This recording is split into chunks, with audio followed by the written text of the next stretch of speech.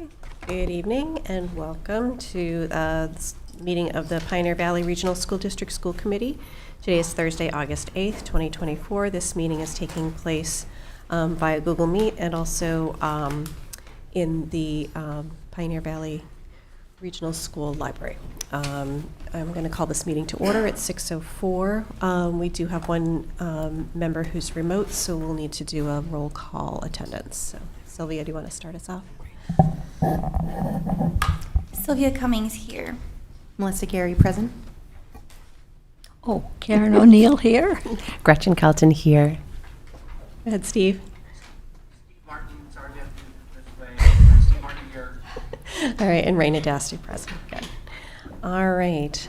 Do we have any citizens' comments in the room? And I don't believe we've heard any online. I'm going to take that as a no. All right. So moving on, we have our reports. Our Director of Finance, Jordan Burns. Yeah, this is the first time I've ever been able to bat lead off, so I think people are finally recognizing my speed. So thank you. Feel like young Ricky Henderson. I'm laughing in my head. Thank you, Steve.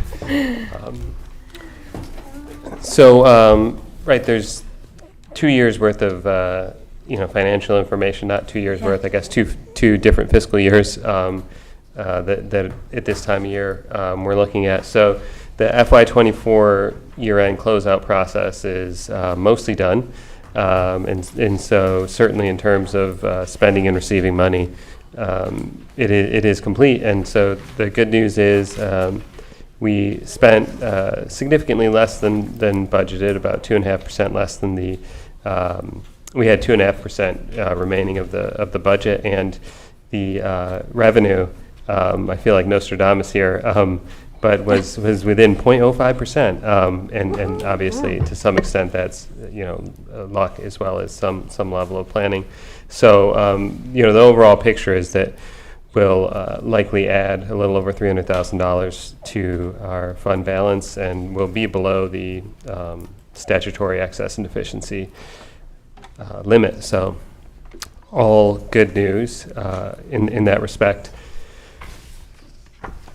There are some budget transfers that I would like to request a motion to approve. So these are the budget transfers that take care of all the negative balances for the FY24 that you see in the FY24 expenditure report. Are there any questions about any of those budget transfers? I have a couple on the expenditure reports. First, apologize if you explained this once before. Mm-hmm. For Pioneer, the teacher leader stipends, that looks like it wasn't spent, but did it come from a different fund, a different account line? No, during the FY24 year, there were not teacher leaders hired at Pioneer. That's too bad. Okay, and for the FY25, I'm just wondering about the public relations, human resource per diem being 600% over in the first month of the fiscal year. Yeah, that doesn't look good, does it? But I have an explanation.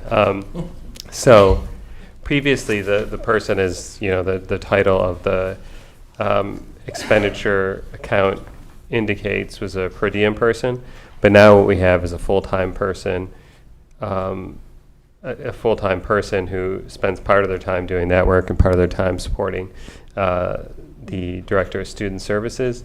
And the reason that's important to mention that it's a full-time person is when it's not a per diem person, you actually encumber their salary. Mm-hmm. So all of their salary goes on as an encumbrance. And what happens with that line is, as it's actually expensed, a significant amount of that money gets transferred onto grants, because with each of the grants you have an allowable amount for indirect costs, so for office people helping to administer the grants. So luckily, we won't actually be 600% over. So what'll happen is we might actually spend the $3,500, and another, say, $19,000 will go across various grants as indirect costs. But a reasonable question. I looked at it myself and was like, that's not a great look. Okay, thank you. Yeah, of course.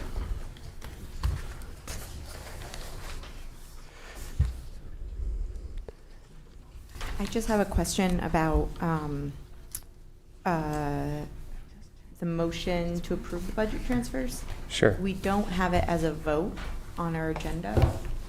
Do we need to do that? No.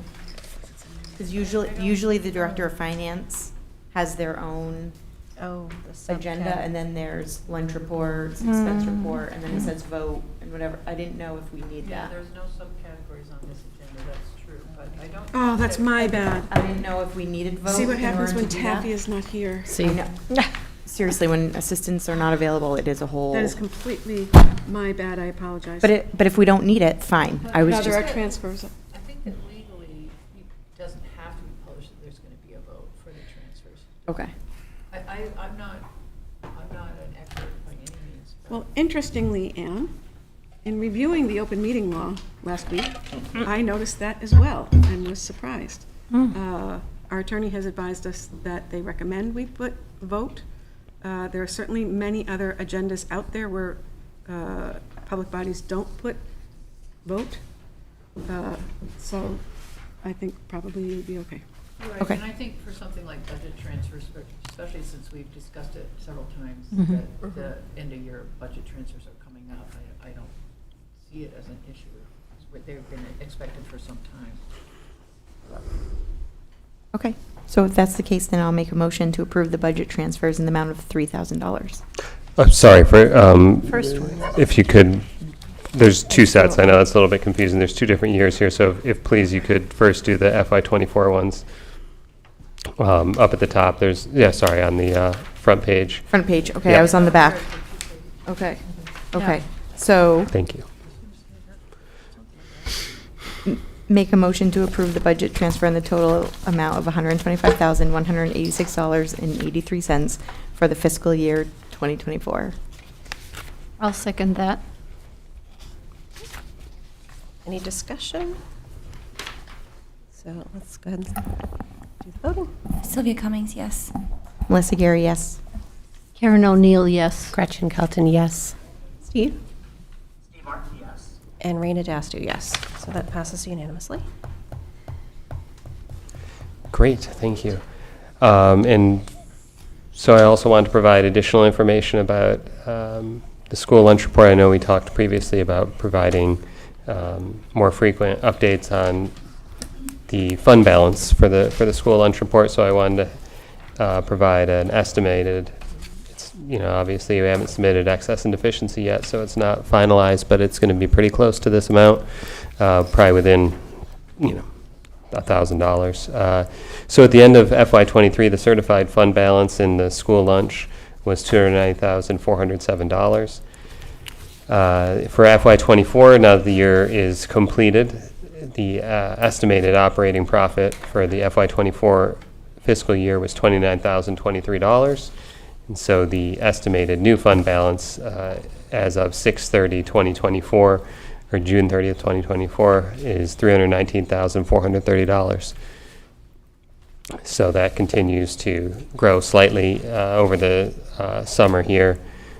At PVRS, we're putting in a new freezer cooler, so that won't be as big of a number going forward, but it certainly will have still around $250,000 even after that project. So it's good that we're able to get new equipment and make sure we can feed our students and still have a significant fund balance left over after that. So operations there are going well.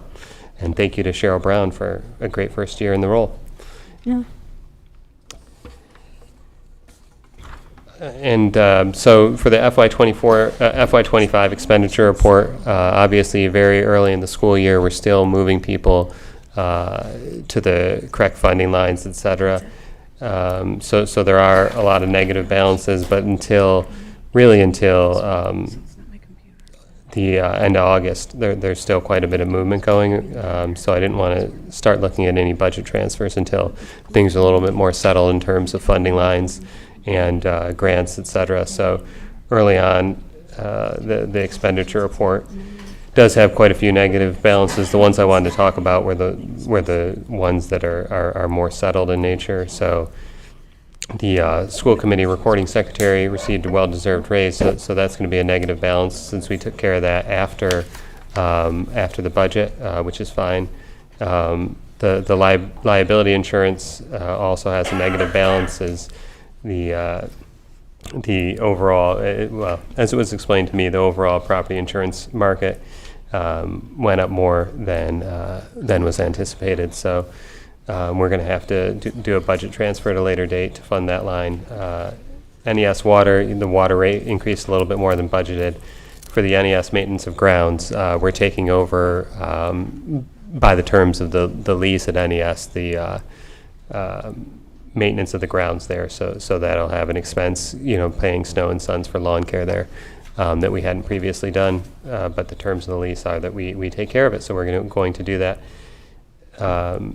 For the revenue thus far, we've received $1,190,811.78. Again, very early on, I do anticipate the revenue budget should be pretty accurate now. The budget for the state is actually complete. We look to be heading in a good direction there as well. Very close to what we budgeted. And some budget transfers. Are there any questions before we do that? When is the appropriate point to ask about looking forward into this fiscal year, about the grants and the grant memo? We're going to, I think. It's a quarterly report on the agenda. Okay, Yeah, all right. Thank letter you. C. Thank you. Under business. Congratulations. Oh, thank you. What did I do? Yes. Congratulations, Jordan. What did I do? I'm interested. Oh, sorry. Yeah, well. That's. I wanted to save that, so now it's it's kind of like not wrapping a birthday present. So now that surprise has been ruined. But thank you. So we're still looking for a motion? Yes, Okay, please. so I make a motion to approve the budget transfer total in the amount of $3,000 for fiscal year 2025. Second. Yeah. Any further discussion? Go ahead. Sylvia Cummings, yes. Melissa Gary, yes. Karen O'Neill, yes. Gretchen Kelton, yes. Stephen Martin, yes. And Raina Dasta, yes. So that passes unanimously. Oh, thank you. And so the lunch report for this year, not a lot to say because generally, operations in terms of revenue and actually receiving money from the state and serving school meals hasn't started. So all we have are expenses. And so for the month of July, we had an operating loss of $6,601.11. But that's to be expected in the summer when we're not serving meals. And yes, to Karen's point and Ann's point, I have now completed all the trainings. So last year about this time, I was designated as the Chief Procurement Officer, and one of the audit findings in the management letter is that not only should we have a Chief Procurement Officer, but I should complete the training related to becoming a Massachusetts Certified Public Purchasing Official. So I've done that. So that was good. That's checked off, and thank you for the congratulations. And the only other last note I wanted to share is that the preparations for submitting excess deficiency and starting the audit are underway. And I was looking at my spreadsheet of year-end tests, and I think we're basically about a month ahead of where we were last year. So things are moving along. So hopefully that continues, and hopefully we have an audit report to school committee prior to the new year. So that would be great. Any questions? Thank you. You're welcome. Appreciate the hard work. Yep. So moving on to the chair's report, I just want to give an update for the upcoming election. So all 3 seats in Leiden will be up for election. We have Michelle Girusso is running for re-election, and we have 2 open seats that we have not received paperwork for. So those are open. There's 1 seat that is up for election. Jennifer is not running, so there's 1 open seat, and 1 open seat in Northfield, and 1 seat that is running. Steve Martin is running for re-election. So anyone who's interested, you won't be running for re-election. So anyone who's interested at this point, you can run as a write-in candidate. So if anyone has questions in the community, is interested, reach out to any members of the school committee. I'd be happy to entertain any questions from community members, and we would welcome any new volunteers. So, do you have anything for the superintendent's report? We're running into some technical challenges. Thank you, Tyler. Once again, Tyler saves the day, saves the evening. The middle school held a retreat.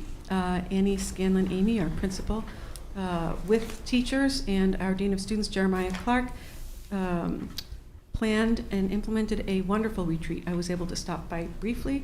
We have a number of new staff in the middle school. Speaking of staff, as of about 3 hours ago, we are fully staffed. Woo! We are fully staffed. Every single faculty position in all buildings is staffed. Congratulations. Wow. Thank you, thank you. So I didn't do the personnel update for tonight because wasn't sure. So you'll get it next meeting. We're really excited about that. And this afternoon, the administrative team retreat ended. We had 3 wonderful days, lots of work accomplished, and thank you once again to our colleagues at Northfield Mount Hermon for hosting us. I highly recommend their dining hall. Just saying, and that's it for me. Yeah, I've been seeing the sign as I drive by PVRS retreat. I was like, oh, wow, that's nice. Invitation. So that's great. All right.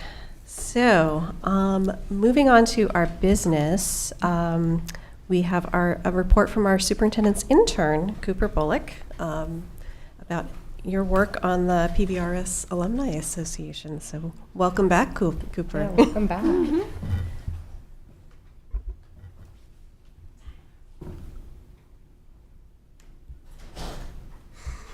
Cooper has a great slideshow. I want everybody to see. I'm good if you're good. I'm good. Are you good? Oh, I'll make it good. My big head out of your way this time. That's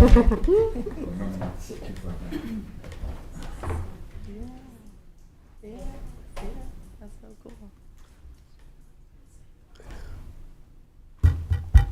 Maybe we can do a Our quick big Olympics screen update. seems to be misbehaving.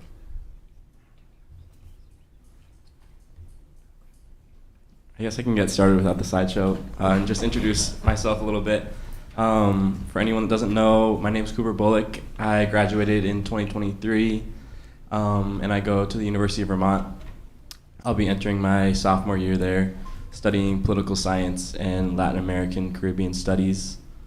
So this summer I got funding from the university to complete an internship with Superintendent Kinsella and the district, working on administrative tasks and learning more about leadership, as that's something I'm really interested in. So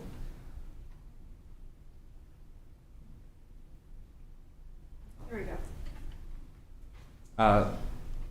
So first up, here's some information about the PVRSD Alumni Association, which was the main project that I worked on this summer. So the 3 big tasks that I completed this summer included developing a plan for a successful implementation of an alumni association, which required me to look over tons of different examples of alumni associations in rural districts, because they're a lot different than ones in urban areas with a lot more funding and outreach and networking ability. I met with stakeholders to determine some of the potential pros and cons of an alumni association, including some members of the wonderful Facebook group that lots of PVRS alumni are part of. And then I sent out a survey which received a really good number of responses. I think it was about 60 responses from different PVRS alumni who gave me some great ideas about how to keep thinking about a reimagined alumni association for the district. Next steps, further determining the viability of an alumni association. With me going back to college, I'm not going to have as much time to work on this kind of stuff. So continuing to look at how I can delegate some responsibilities to others who are really interested, because there are a lot of people that have sent their strong interest to me and given me lots of ideas of things to do. And then a further surveying the community to understand more what different alumni are interested in and how we can build an alumni association for the district. And more recently, I have been focusing on school safety planning with Superintendent Kinsella and updating and revising safety procedures and documents, which is something that's really interesting to me because I'm interested in the law enforcement, criminal justice sector a lot. So learning more about that and reviewing policies related to that with my political science background has been really interesting. So reviewing relevant laws and policies related to school safety has been really interesting, and I'm going to continue to do that in the fall at school with some of my courses that I'm going to be taking. Implementation of a cell phone policy. So I have been working my last meeting with Superintendent Kinsella. I got to record the video introduction of Yonder pouches for student cell phones. So actually showing how they work and introducing them to students. I still have one more draft to go on that one to make it really clear and exciting for students. I know it's not really exciting for students, but more interesting for students and engaging for them. And then I've been able to observe several different administrative meetings and take notes on key leadership traits and insights, which builds on the course that I took in the fall, last fall, which really focused on leadership and leadership pedagogy with an amazing professor who really opened my eyes to what leadership really is and not just the title.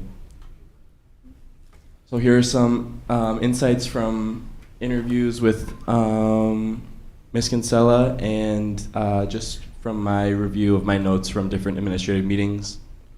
So management style evolves with experience and emphasizes organization and consistent processes. So always making sure that whatever you're doing is consistent no matter who you're speaking with, so different stakeholders, always making sure that those processes are consistent.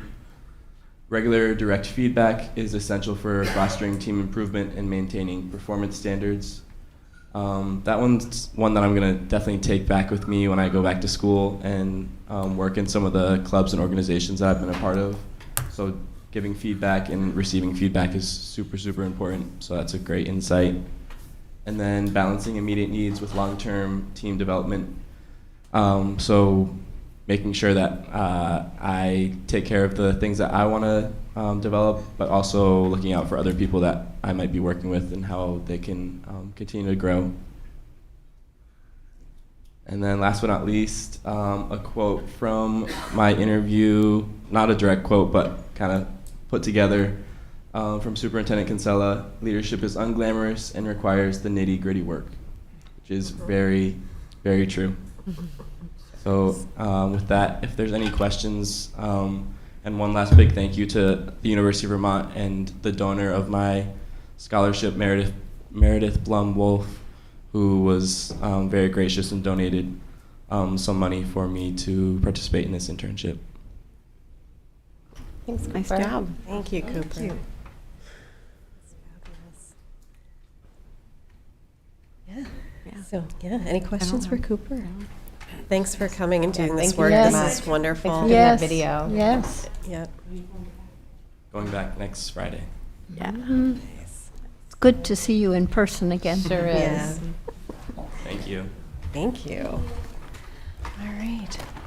So moving on, we have our student assessment results for the 2024 AP scores. Presentation by our principal, Annie Scanlon, Amy, and Kate Mesmer.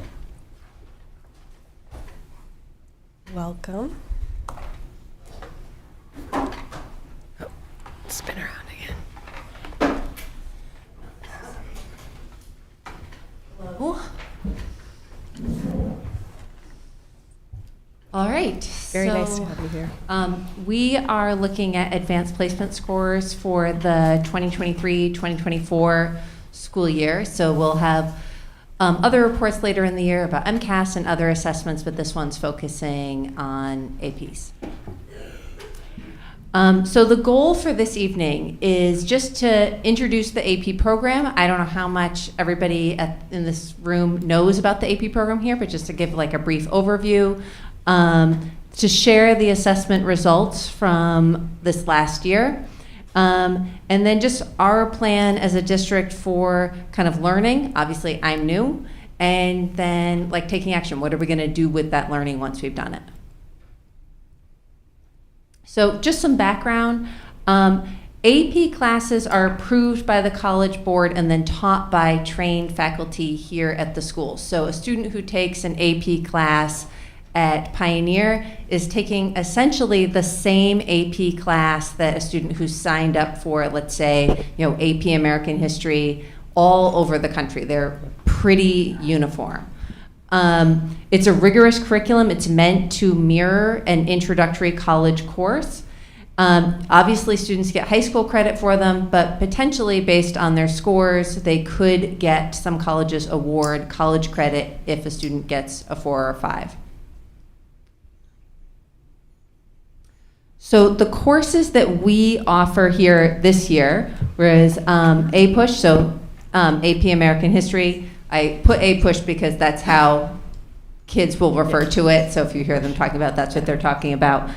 Calculus, English Literature and Composition was offered this last year, and English Language is going to be offered the next year. We offer them on opposite years, if that makes sense. And Environmental Science. AP Bio was offered in the past, so not this year, but the year before. And AP Chemistry, we just had a teacher who was trained in AP Chemistry. We aren't offering it this coming year, but we will be offering it the next year. Students need to take chemistry first. So it's a class for students who have already had a full year of chemistry to prepare them for college. So just a little bit about the curriculum that we use. So again, pretty standard. So students all over the country who are taking these classes may not be using these exact books, but many of them actually are using these exact books. So our AP American History, Give Me Liberty by Eric Foner, one of my personal favorite books. I'll just throw that out there. Environmental Science. Kate, do you know what the name of that book is? The calculus book? No, the environmental science book. It's called leopard science. It is really small. These are the books that we're using. And again, they're pretty standard books. It would be very similar wherever students were taking the class. There's usually 2 or 3 textbooks that teachers have to choose from. Yeah, you can go to the next slide. All right, so scoring. AP classes are graded on a scale of 1 to 5. Usually a score of 5 would indicate that a student was extremely well prepared and qualified in that subject area. And many colleges, not all, but many will give college credit for those classes, or would allow a student not to take an entry-level class that might be a requirement as part of a general ed. So a student who has gotten a 5 on an AP literature or lang class might not be required to take like a freshman seminar writing class that the majority of students at the university would be required to take. a score of a 3 or higher are typically considered passing. And again, some colleges will offer college credit. So kind of jumping into our data from this year. So for American history, we had 11 students taking the class. There was a passing score for 6 students, so a pass rate of 45.5%, compared with a Massachusetts pass rate of 81.7%. And we had, most of the students took the class in the class with the teacher, but there was one student who took it independently with Khan Academy, and I think that was just because of a scheduling issue for that student, that the class was not offered at a time that they could be in the classroom with the teacher. AP Literature and Composition, we had 20 students who took the class this year, which is a big number for a school this size, and 10 students passed, so 50% pass rate compared with Massachusetts, 78.3%. Environmental Science, another big number, 35 students taking the class. 6 students got a passing score, so that's 17.1% pass rate for Pioneer compared to a 60% pass rate on average for the state. AP Calculus was offered this year. We are not sharing the student level data on that because we had a small number of students taking it, and usually at the state, student level data is not shared for classes or cohorts of under 10, just to protect the privacy of the students. Obviously, in a small community, that can start to be pretty easy to figure out whose data you're looking at. So we had the data from this year, but we want to look at it in context. And so we went back and looked at what has been the pass rate at Pioneer overall. So this is not looking at one specific course, but just if we were to put all of the tests that are taken at Pioneer in a given year, what is the pass rate for each year for all of those tests? And we just looked at it over time. I put in a little arrow just marking 2021 as a remote learning year, just again, trying to provide context. And so that is the data for AP pass rates over time. So, as I said, we're new. I'm new, and so I come to this information with questions like I would have, and my kind of steps and the steps that Kate and I are taking together, because we're both relatively new, is how can we learn more about the AP experience here at Pioneer so that as administrators, we are supporting teachers and students in the best way that we can possibly do that to kind of create conditions for success. So this is what we're kind of looking at, questions that we're asking. And I've shared these with the AP teachers, is how does the AP program fit into our overall vision at PVRS? I don't know. What AP curriculum do we have in place and how good is it? So we know what books teachers are using. We know they have access to, Claire,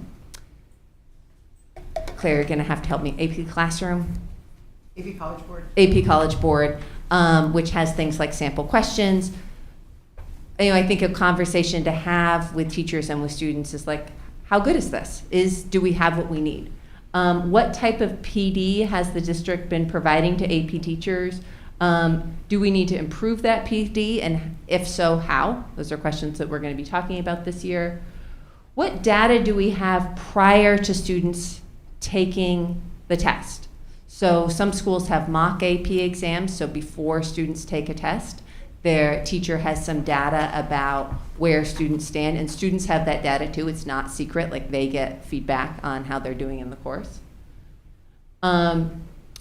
Which students are taking AP classes? Like, is this a program that students who have learning disabilities are accessing? Is this a program that students from low-income families are accessing? From students from families whose parents didn't go to college? Just kind of looking at, are these courses that everybody who wants to in the community feels that they have access to?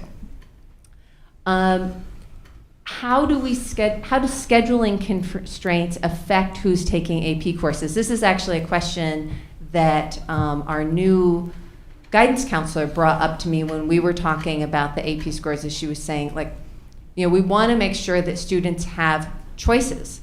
But for students to have choices, there have to be options. So if we are saying to a student, like, hey, you really need to take a math class, and the only math class that is available during this block that you are free is AP Calculus, is a student making the choice to take AP Calculus because it's the right class for them, or are they making the choice to take it because they don't have another good option? And so that's something we just need to look at. It's like, are students making, like, how is scheduling impacting the classes students to take? That's not just for AP, that's for everything. What data do we have before students sign up to take an AP course and before they take the AP test? So that might be grades, that might be MCAS scores, that might be attendance. AP is a class that does not slow down regardless of the school schedule. So when students have snow days, when students are absent for excused, very legitimate reasons, they still have to keep up with the coursework. And so having good conversations with students about, the importance of being present is really important. And how will we know we've gotten it right? Like, so what is our criteria? Like what is our goal when we're like, we feel like our AP program at this school is in a really solid place. There are tons of metrics you can use to measure all sorts of things for success. And so having some conversations about what is our vision of success. Action steps. So reviewing curriculum and materials and seeking support from outside partners. We started that process by talking to teachers about just getting information about what curriculum they use. They were very good about getting back to myself and Jeremiah Clark, who had emailed them right away, and then continuing to have conversations about how do we support teachers in using those materials. Conduct AP interviews with teachers and students, and we'll talk a little bit more about that later. Observe AP teachers and learning in action. So I think Superintendent Kinsella shared her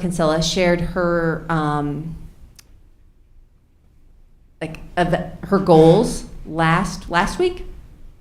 Recently? Last meeting. Last meeting. The Last meeting.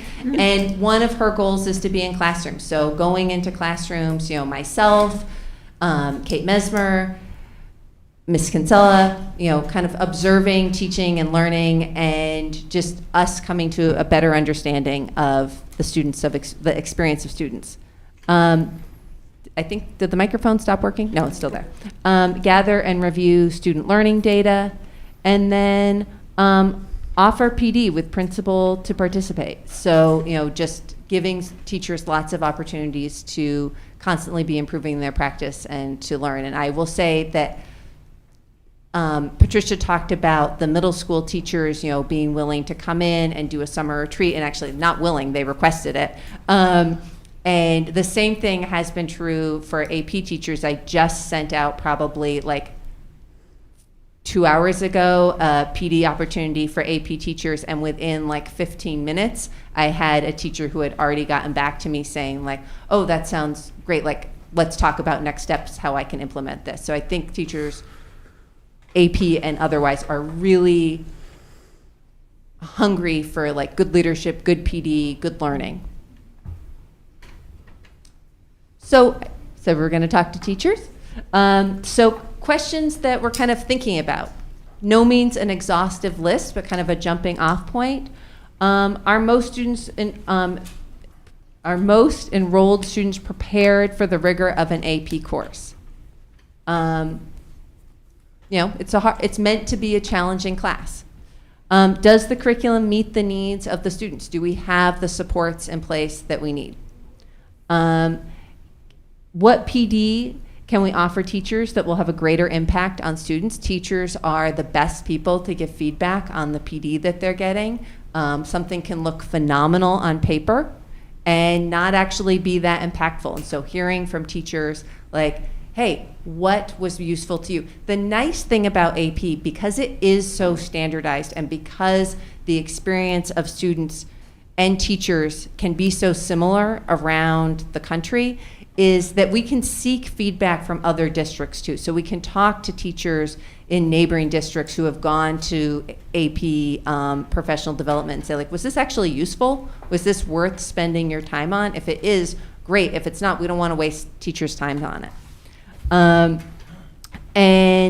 AP teachers interested in being part of a PLC? And I can answer that at least some people are. So we're already kind of making progress on some of these. I think you can go to the next one. Is it not changing? It's questions for students. Oh, you're good. Oh, I'm sorry. Okay, so questions for students. So want to talk to teachers. We also want to talk to students. Do they feel prepared to take an AP course? And I think there are two sides to this question. One is, okay, I got into the course, I'm taking it. Do I feel prepared now that I'm there? The other question of this is, maybe a student is not signing up for a class because they don't feel prepared to take it. And so are there things that we want to do to make sure that any student who wants to take AP, who wants to do the work, feels like they're prepared to do that? Do they feel that the text supported you adequately? Do you feel that the instruction prepared you for the test? So AP is a pretty test-centered class, and so when students go in to take the test, you want them to feel like they're prepared to take that test. How much time per week do they feel is appropriate to devote to an AP class outside of the school day? Part of this, I think, goes back to that question of gathering data about the experience that students expect to have in the class before they sign up. If a student is telling me, it's just good to know. It's just good. You want to be honest with people about what the class requires. And then kind of like, I think AP is about learning. And so in learning, there's always value judgments and kind of our philosophies around learning. And so thinking about what are questions for our whole school community. So just some questions that we're thinking about, and I think the next slide has the questions. So should all students take an AP class, take the AP test? It's not, the College Board doesn't require it. Do we require it as a school? Many schools do, not every school does. Do we want to build a pre-AP program that helps prepare students for AP classes? College Board now offers pre-AP classes. What is a reasonable expectation for weekly time spent on AP classes?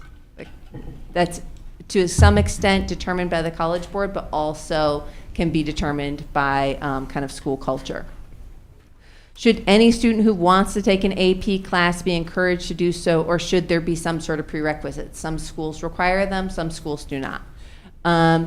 Should a grade in a class be tied to a score on the AP exam? Where I taught, if a student got a 4 on the exam, the course grade was changed to an A, regardless of what they had earned in the class. And if they got a 5 on the exam, the course grade was changed retroactively to an A+. So some schools do that. Some schools don't. Should all coursework be graded using an AP scoring guide? So there are pretty clear scoring guides that that the College Board uses to grade AP work. Should teachers be using those same scoring guides throughout the course? So again, these are not the only questions we would ask, but these are just some of the questions to kind of think about philosophically related to advanced placement. And I talked a lot, and I didn't give anybody any chance to ask any questions, so it was horrible teaching. Questions, comments, thoughts, feelings? Can I just add a couple comments? And it's the comments that you and I had talked about. Yeah, absolutely. So for this past year, for all of the teachers who taught AP, 2 teachers were brand new to the school and inherited the class that came to them. Also, because of the situation with staffing, students who were placed into an AP class who didn't do the required summer work or who at the beginning of the year did not keep up with the work and would have been taken out of the class and put into a regular science, math, English class, that couldn't happen. So when you look at the scores, there are students in those classes that should not have been in those classes. And the graph from 2017 to 2024, in 2017, we had 650 students. And then you know how many that we have now. The College Board also suggests that no more than 18 students be placed into an AP class, and many classes were higher than that. And some classes were AP and Gen Ed together, which is also kind of a no-no for an AP class. So just to give you some information that goes with those scores to make it fair.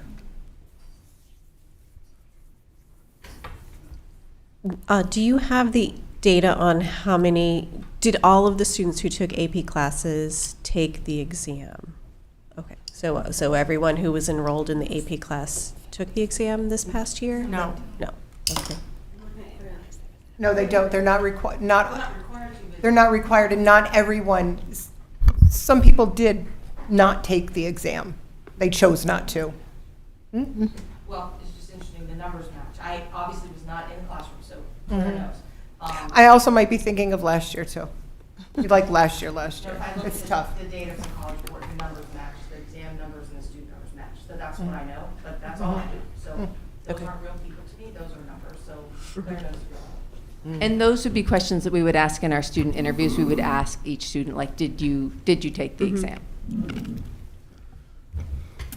Yes, I would question, I don't know, Claire, where you got the no-no about Gen Ed and AP being in the same classroom, but I recall when a previous teacher was here at the time I was and taught AP Environmental to both a Gen Ed group and a AP group, and she manipulated the projects and the assignments for each group, that she found it quite successful.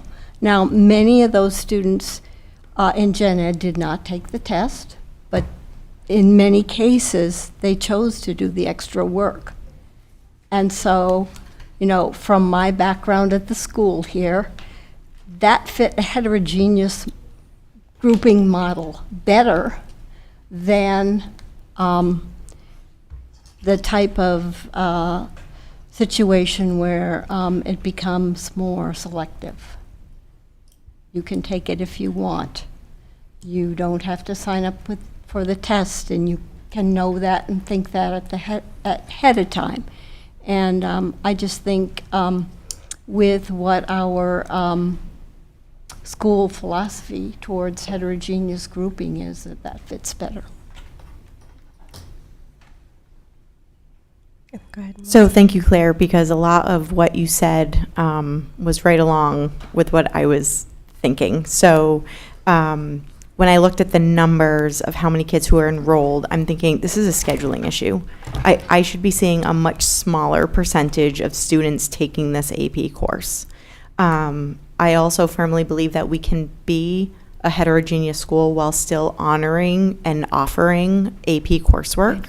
I think that from my previous life, AP classwork and AP coursework with the cohort needs to be exclusively that. And I think all your questions and looking for the data is really good and helpful.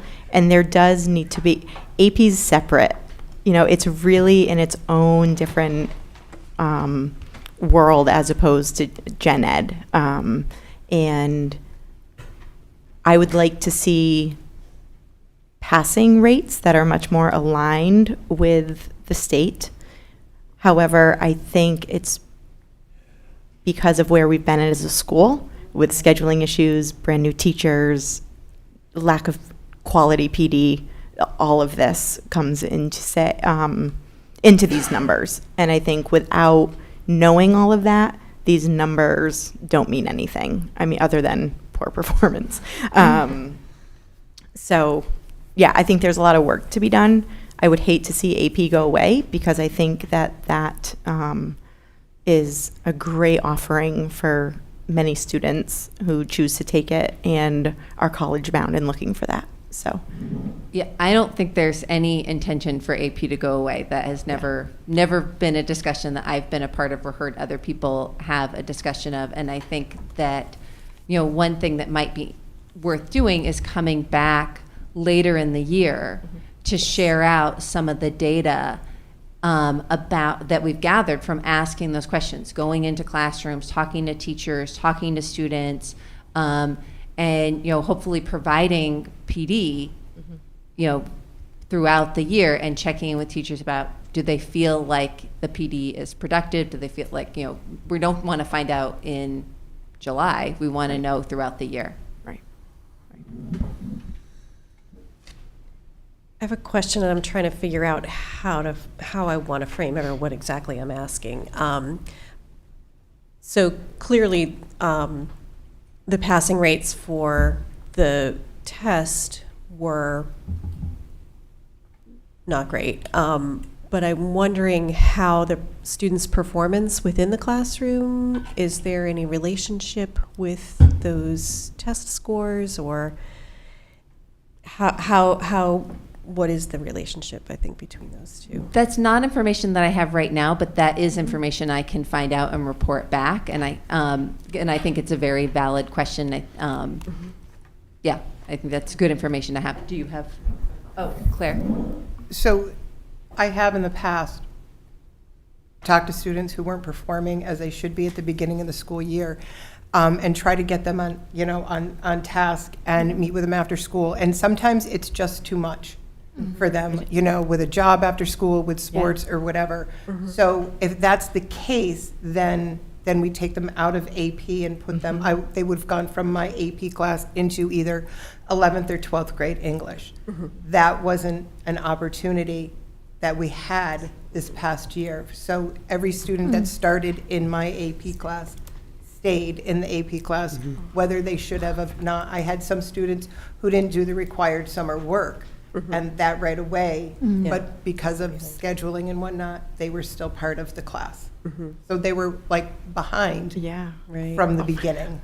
Yeah, I imagine that would definitely affect the performance. So great. I appreciate you looking into this and asking all of these good questions. I think we look forward to hearing more as you learn more. Thank you. Thank you. Thank you very much.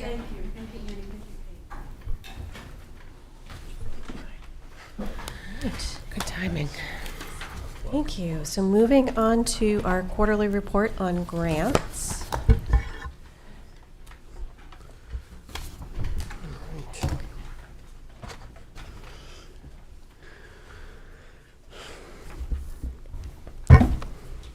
So I think the last one we had done maybe March or April, so I wanted to provide you another update regarding the grants, and I'm going to try to hit what I think are the highlights, and obviously, always welcome questions, but I doubt anyone wants to hear me read the bullet points aloud, although I would be more than happy to.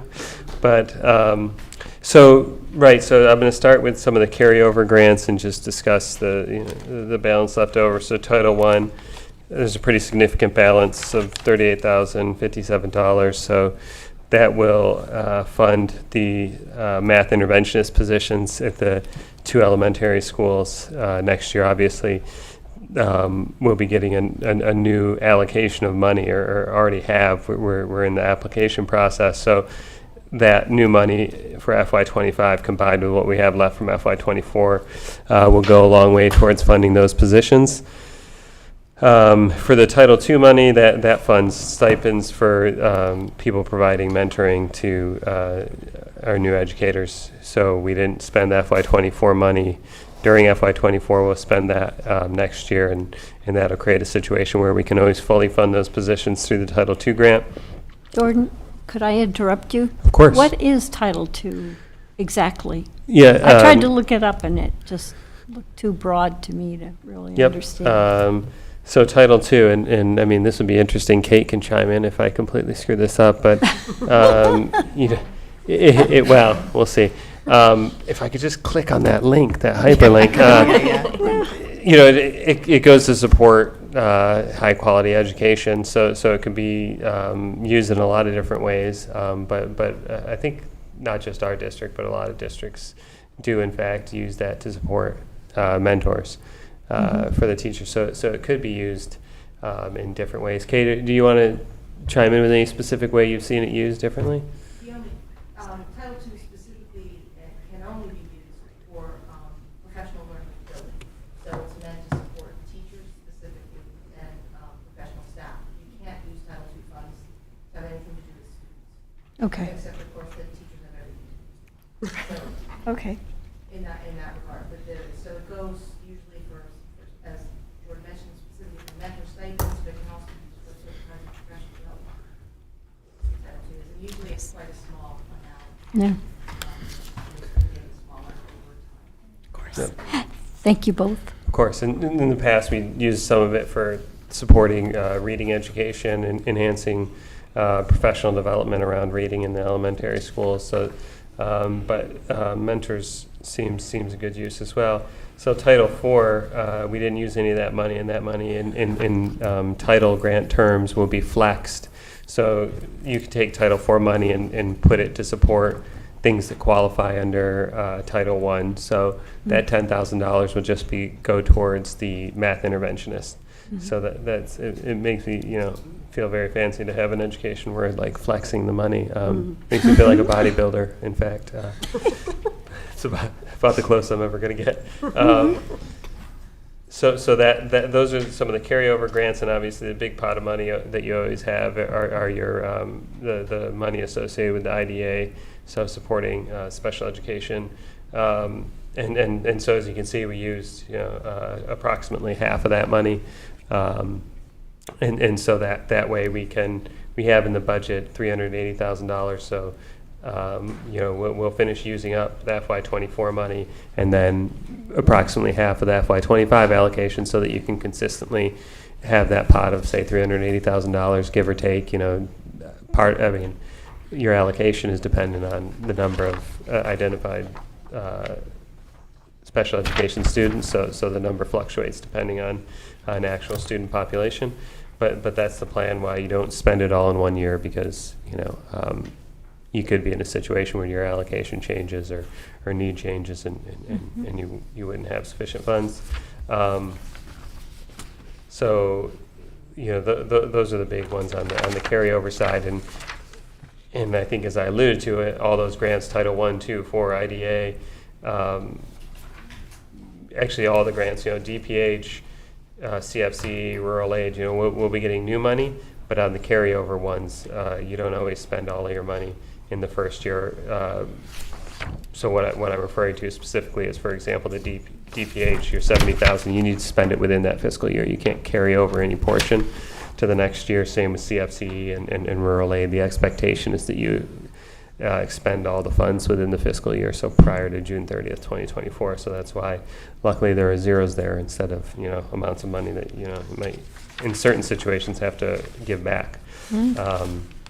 So that's those situations. As you can see, our ESSER, all of our ESSER funds are spent, which is good. We plan to do that, took care of that, and so we're not going to, you don't want to be up against the September 30th deadline and for example, creating reasons to spend money out of thin air. We had a plan, we executed it, and everything happened as we had planned. We have a small amount of money left over from that Vermont learning excursion, and I'm sure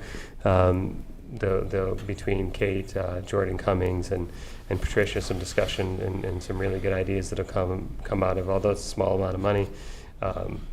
People in education often have really good ways to stretch money, so I'm sure some good things will come out of that in the next year. Thanks to the Bernardston Cultural Council, of course, for providing $500 that supports that really great trip. There were some great photos for our middle school students attending the performance of Wicked down at the Bushnell in Hartford, Connecticut. So pretty nice venue, honestly, if you haven't been there. So certainly wasn't the place I was seeing stuff at when I was in school. A little more rickety buildings, so Bushnell's in pretty good shape. Ushers and everything, come on, it's great. And you know, I think a big highlight is the Innovation Career Pathway Grant. You know, $75,000 in the first year, and there was a collaborative effort. A lot of people contributed to making that happen, but we're going to continue to have, after the first year, $50,000 a year going forward. So that's, you know, pretty big pot of money that we were able to achieve through that application process. So, any questions? Yeah, on the DPH grant that expires and the Coordinated Family and Community Engagement grants, is there any prospect of a new grant? Yep, for both of those, we're good. So the DPH grant is a 10-year grant, and I think this will be year 5. So FY25, I mean, that would be perfect, right? Then I wouldn't have to do math because by FY30 it'd be over. But I believe FY25 is the 5th year of that grant, so they'll be going to FY30 with that grant. And CFCE, it was I believe a 2-year. So although the funds need to be expended in the first year, it's a much simpler process for the renewal for the second year of that process. So we're definitely getting the money, and it'll be like, say, $1,500 more. It doesn't go up much each year. Good. So programs aren't going away? No. Yep. No. Yep. That's good. Thank you. Oh yes, yeah. That's and Patricia was just mentioning an important point. So Deb Wood, who you know really is CFCE, they should. I guess we can't locally change it for the whole state, but she does it continues to do it for all 4 towns. So not just Bernardston, Leiden, and Northfield. She also works with the youngest students in Warwick as well, and has programming for Warwick and Warwick. Because of that, contributes towards Deb Wood's health insurance expense. So because the expense of Deb Wood's salary is covered by the grant, but there's the fringe benefits associated with her employment, and so Warwick contributes 25% of that cost as well. So it's a nice collaborative effort between the 4 towns to continue to have that programming. So that allowed us, obviously, if it was only 3 towns, there'd be less funding. So it's great, and Deb continues to serve all the students. Great. Thank you. Yeah, you're welcome. All right, and before we move on, I just wanted to recognize Kate and Annie and thank you for your presentation. Please don't feel like you have to stay, and Cooper as well. So, Thank you very much. Yeah, thank Do you. not You feel like feel you have free to to stay. leave anytime. Yeah, there's a Yankees game to watch. It started at 7:05. I know a lot. Well, I'm just Chris yeah, Larrabee, I can you leave didn't too. hear that. Claire's excused me from the meeting, so that's with a very evil look. Get out of here. We're watching greatness every night. Aaron Judge, it's like seeing Babe Ruth. It's amazing, folks. Turn him off. Moving on. This is what Van Gogh must have felt like, just making great artwork, never appreciated in his own life. All right. So, policy review for our first reading and discussion of policies related to technology. Take it away, Melissa. We've got a doozy. So real quick, to give you a little bit of background, we are not going to be going over and reading word for word each of these policies. We're going to do just a high level overview of them. A little background, MASC had put out some suggestions on policies that needed to be reviewed and looked at. So I met with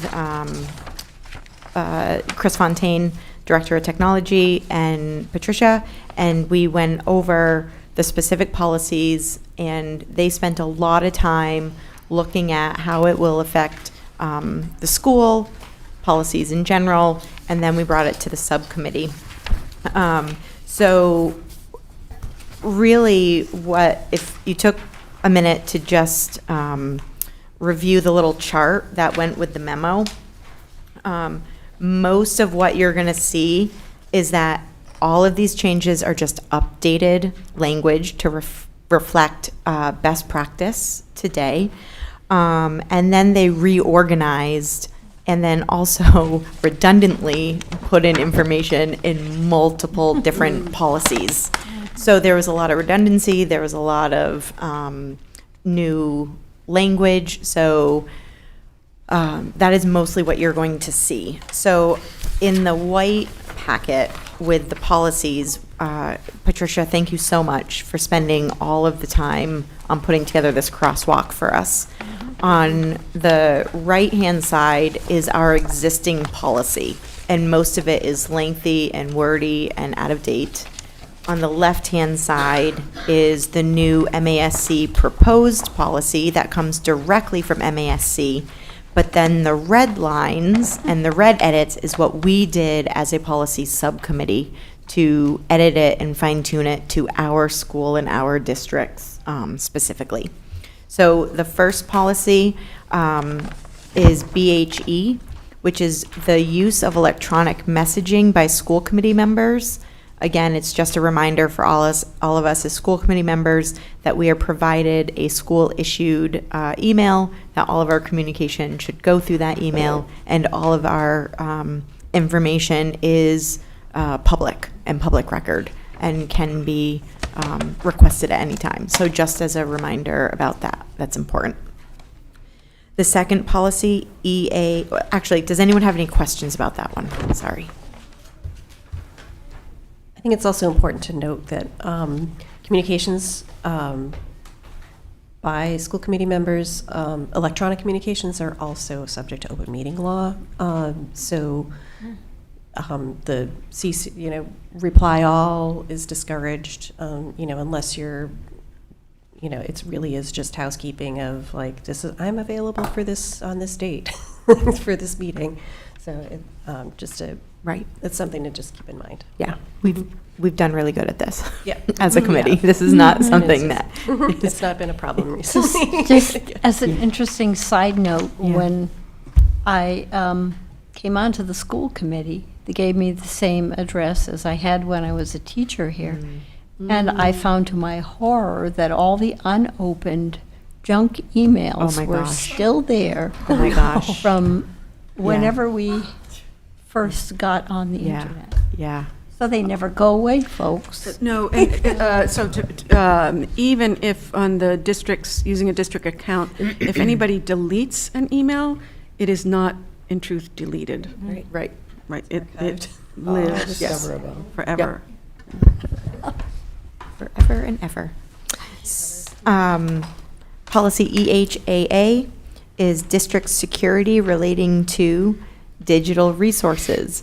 So throughout this, throughout the policy, it was technology and district, or digital resources, were used interchangeably, and there was no common language. So sometimes it said technology, sometimes it said digital resources. So we just picked digital resources and replaced it everywhere it said technology to cover a wider breadth. Just some language changes there for EHAA. It's one we didn't have before. So this one is a new policy. We did not have a policy in our policy handbook about that. Melissa, could I say one thing there? Yeah, of course. So on this very brief policy, quite nicely, it is brief, and what it does in that last paragraph is have the committee direct me to create procedures, which is, I think it's a welcome approach, making the policy brief and clear, and then leave to the administrative team the nitty-gritty of mapping out how things will happen. Thank you. So this one, GBEE, is actually a big policy. This is not necessarily a policy change. We didn't have an existing PVRSD policy specific within this category, but we had this we had aspects of this policy in other policies. Yes. So let's put it that. Yes. So none of this is new policy. It's just clear policy. And this has to do with personnel, staff, using digital resources. So again, just some things to highlight, personnel use of all electronic and digital resources is also of public record and permanent. This goes on to say that staff are required to use their school-issued accounts and district-approved platforms and applications, not personal accounts, not personal cell phone numbers, to communicate with students. This includes coaches, this includes all staff members. And this is going to be a memo, and some guidance is going to go out to personnel about this, just to remind them. And there is along with students, we'll get to the students, but same with staff, there needs to be a signed appropriate digital use form that states acknowledgement and understanding of the policy before the school issued, before being granted access. I just had to get the terminology correctly. And then annually thereafter. Questions on that one? Yeah. Patricia, you had said one time about, in terms of like the senior class trip, getting us phones, school phones, because that is, the one instance that, we have had to use our own. Yep. So that we. Yeah, I think we should keep looking at that. Okay. So. And the so with- introduction of Parent Square. That's will- what my question is. Yes, so I'm sorry, I didn't say that. That's okay. I think the technology. Yep, that's okay. Hiccup there. So we've talked about at this table, the district is rolling out Parent Square, which will be a new communication platform. It will replace every other platform. No more Class JoJo, which is used at BES mostly. When staff need to communicate with families, they will use that approved platform. And then we will be clear about the circumstances in which a staff member may contact a student, but I'm sorry, I'm tired. Through Parent Square, they should be able to, as staff members. But we discourage one-on-one contact with students. Correct. But I think if there was a senior class chat group or whatever, messaging group through Parent Through Square. Parent Square, yes. Then that would be appropriate, just Yes. like Yes. sports teams. Yes. So with the account, it's an app. It's an app, and it's used by a number of local districts, and what's great about it is that coaches will begin using it. Coaches can Everybody use- in the district who has any contact with families will be using that. And training. Maybe some training or some. Yeah. Yeah, my focus, when we went over this, I was heavily focused on the coaching aspect and communications that way. I have some thoughts. IJND is access to digital resources. This states in a much smaller statement that the school committee supports the rights of students and staffs to have digital resources. So it's kind of like okay, you can have digital resources, you're allowed it. All the information that you're seeing in the existing policy of IJND, where it has to do with internet safety measures, is actually all moved to another policy in a little bit that we'll get to. So all of this information in our current policy has just been reorganized and recategorized into a different policy. Questions?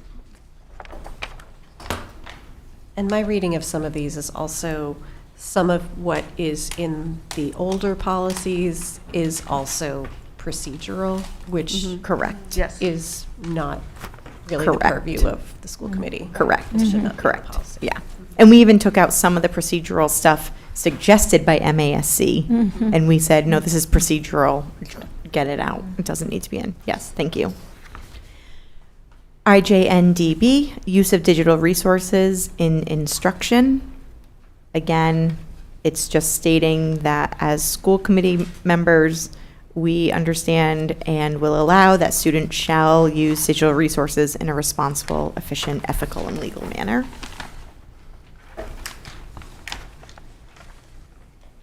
IJNDC, if you've lost me, I'm on page 5. Acceptable use of digital resources. This goes through what I just mentioned a couple policies before about the safety and the legality of making sure digital use procedures are implemented effectively, and making sure that minors are protected from inappropriate matter on the internet. And then it does say that failure to abide the district policies and procedures regarding the use of digital resources will result in appropriate consequences.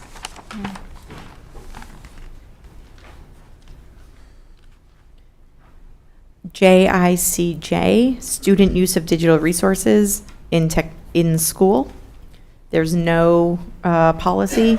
We now have a policy. This policy has been threaded through old policy that we have. Now it just divides it into student use of digital resources in schools. The majority of the changes are just changing it to say digital resources instead of technology. And then this also outlines, Renee, I thought of you on this one. So students annually need to agree to the appropriate digital use form, and students need to sign the form. So when my little kindergartner came home and I had to explain to him that he needed to sign this, we practiced his letters and he wrote his name on this. So we were talking about how we need, elementary school kids use technology. They need to understand the rules and they need to understand everything about it. And there's a place for students to sign off on that. Yes. I just thought of Light bulb? This policy, if approved, would direct me to, with the director of technology, create an acceptable, whatever use form. Is there any reason why we couldn't have an elementary version? No. With simpler language? No. There's nothing in the policy that would indicate. No, because we had otherwise. talked about having like a 7 through 12 acceptable use Yeah, policy and that's how then we an do it. elementary one That's how we do it. where the parents would sign it. But what we were talking about with elementary is we still want to have some conversation at home between parent and child about the acceptable use policy and what that means, right? Without necessarily expecting a kindergartner to sign off on this along with their parent who's 18. It's the Yeah, form, so not the it's- policy. But Yeah. the parent says, I reviewed, the parent signs reviewed it it, saying, yes, I like, reviewed I this re- with my child. Something And along my those lines. Yes. Kindergartner. I will be good. I will be good, something. And so right. So there is going to also be a parent sign off and a student sign off for student use. And then they won't be able to access their digital resources until we get those acceptable use forms back, which hopefully we can do that expeditiously, because I know at the upper levels, waiting on those forms can sometimes be. And they'll go out through Parent Square. Yes. Yep. Could you just So say things what yeah. fork from another policy means? I'm sorry. Under Where are you? admin recommendations? Oh, Fork? this is on the, Karen's on the. What is that? What? On Oh, this. Third from you're on the bottom. chart. Yeah, She's on I'm the on the chart. chart. She left that document. Where are we? Oh, I think that was Chris Fontaine. I think he meant it was a branching off from a different policy. Okay. Yeah. I know, I wondered what that, like. Yeah. Okay. Yeah, thank you. Oh, thank you. KDC, no existing PVRSD policy. Again, it got broken down into community use of digital resources.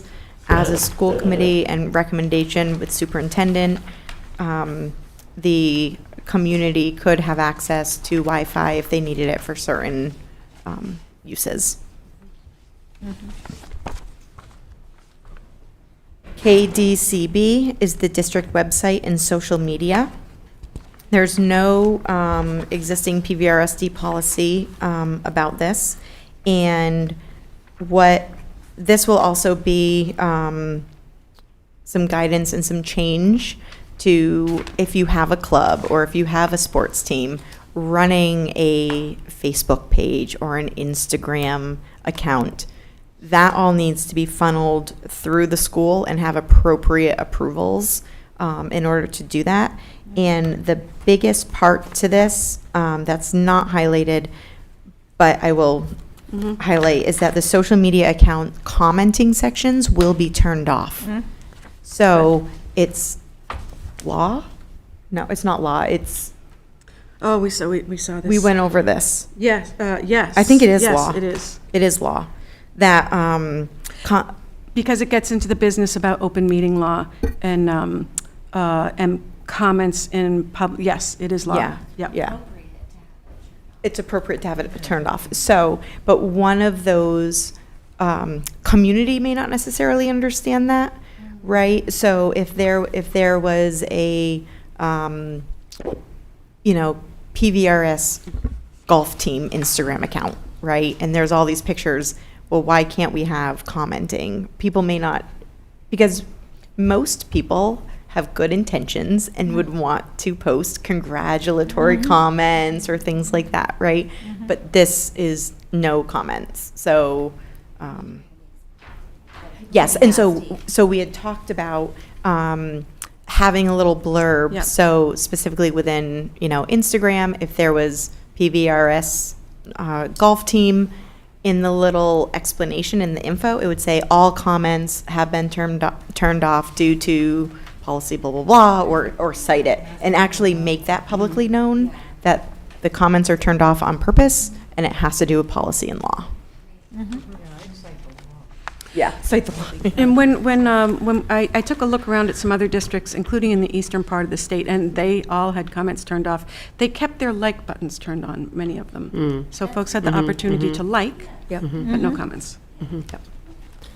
It gives people an opportunity to still interact. Interact. Yeah, without express support. giving- Yep. needing to comment. Yep, yep. And we do have some pretty good social media, I will say, if anyone has followed Nick Adams with his I have. And Instagram account. And I just want to highlight the fact that one good reason that the comments to be turned off, Yeah. these are minors. So Right. people really shouldn't, I understand community members and me as a parent, knowing that I just would rather have the comments turned off so no one could actually comment, just Yeah. Yes, overall. absolutely. Yep. Okay, where was I? Flip the page. Oh, I was done. That's it. I was done. Very nicely Page, done. page 8 is blank. Yeah, I know, yes, sorry about that. Page 8 is blank. So, Nicely done, right? Yes. Very nicely done. Thank you, Gretchen Thank you. Kelton, also for her review the other night. You're very welcome. Super productive group. Thank you all. So this is the first reading. The second reading will be at, well, not the second reading, but the second reading for more conversation, more questions, if they come up and come forward, will be on the agenda for 8/22. And then we're hoping to, if everything goes smoothly, get this so policies will be enacted before the start of school. So we'll make sure that we put that date in that Yes, motion. that's right. 8/22. A lot of work. Thank you all. Yeah, no, this is great work, and it was presented in a very organized fashion, very Go team. helpful, very Go lots team, of work. Patricia. put into This is that. team, yeah, this is good So, team. just acknowledging how much work that was. Yes. That's great. All right, so thank you. So moving on to our, the annual report for budget costs of SRO and support personnel for mental, social, and emotional health. You have a very brief memo in front of you. This is a simple compliance with state law. We are required to report to you and to the state annually the budget for a school resource officer, if we have one, and our budget for personnel who support the mental, social, and emotional health of our students. So in that second category, the budget supports 9 personnel for a total cost of $623,164 for the coming school year. And then as an editorial comment, I note that school committee, you approve a budget that supports SEL personnel at rates far higher than those recommended even by several of the national associations. So for the public, the American School Counselor Association recommends a student to school counselor ratio of, at a minimum, 250 to 1, and this district supports a ratio of only 124 students per school counselor.